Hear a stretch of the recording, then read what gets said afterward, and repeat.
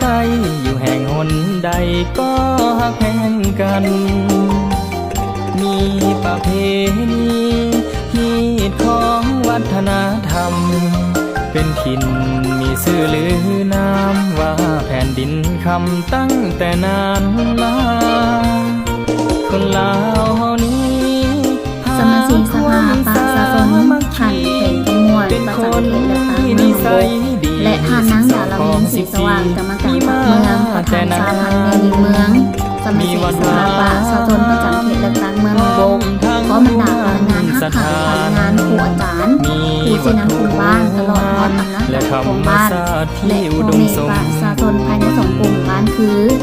กลุ่มโดกศิลป์สำหรับกลุ่มโดกศิลป์จะมีบ้านโดกศิลป์บ้านน้ำพุบ้านดงบูนบ้านนาคำและบ้านนงจิกกลุ่มที่2ก็คือกลุ่มบ้านดงเขียวมี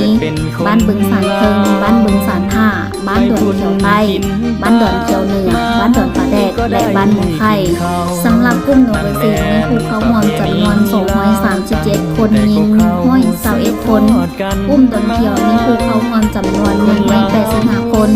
ยิง94 คนในพิธีทั้ง2 กลุ่มบ้าน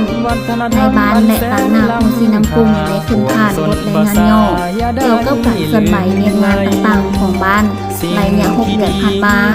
ถึงเนียงานด้านดีด้านอ่อนและขอบคุณข้างเพื่อเข้าหาวิธีแก้ไขในต่อหน้า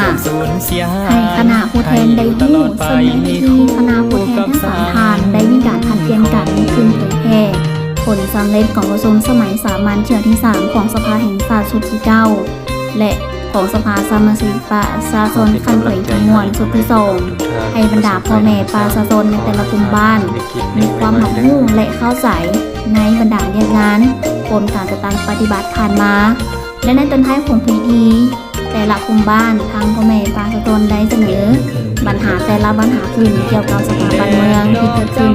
กับพ่อแม่ประชาชนแต่ละกลุ่มอีกด้วย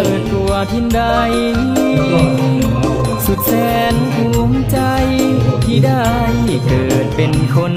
ลาวไปพุ่นกินปลามาพี่ก็ได้กินข้าวนั่นแม่นประเพณี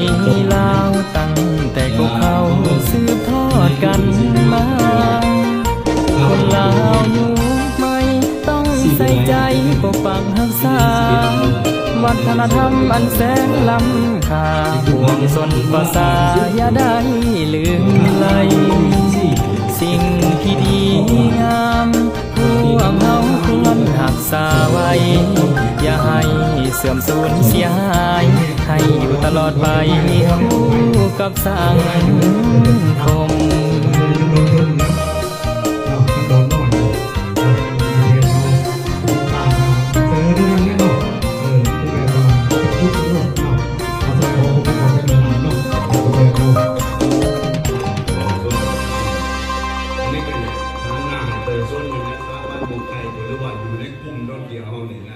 เกี่ยวกับโรงงานนี่นะบนเวียนมันมาโยกมาอันนั้นอยู่กูมือนี่นะอยู่บนหม่วงมันก็จะเกิดอยู่บ่นะเพราะว่าประชาชนก็สนใจเนาะ